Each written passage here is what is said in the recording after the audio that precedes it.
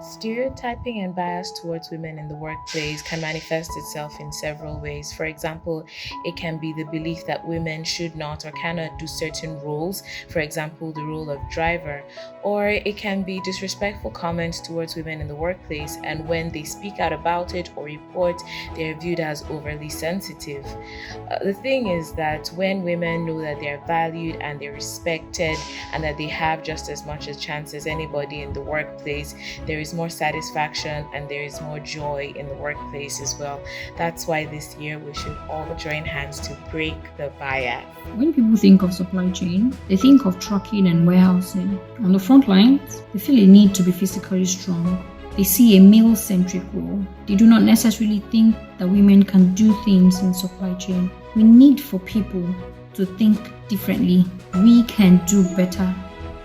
Let's break the bias. Happy International Women's Day. For me, I want to talk about what bias, stereotypes, and negative impacts for women means to me in the workspace.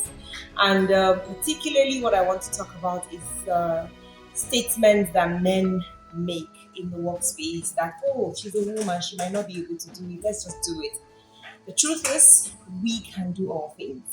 And there's no profession or position or status that a woman cannot attain because of her gender.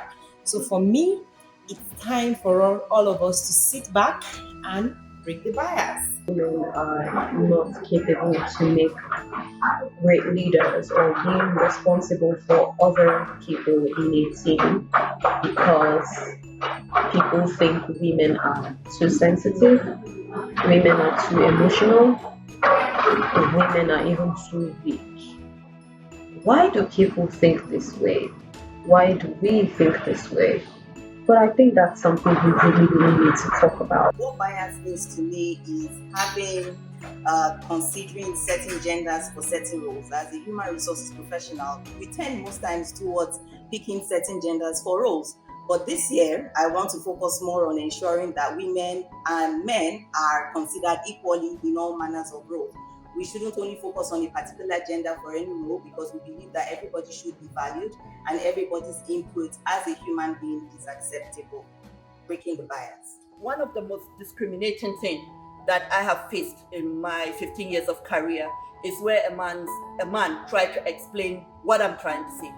That is mansplaining. I'm talking about an issue, I know what I'm talking about, and a man comes and tries to say, oh, this is what she meant, or this is what she's trying to say. And for me, that's the most discriminating thing you can do to me as a woman. I am as smart as you are. So please stop mansplaining. No more bias. So whether we are talking access to basic human rights, climate change, or simply feeding a hungry child in a remote village, we at Save the Children are working every day to ensure a Nigeria that is equitable, inclusive, and that celebrates the beauty of our diversity. Let's break the bias. I stand with Break the Bias in workplace policies and practices.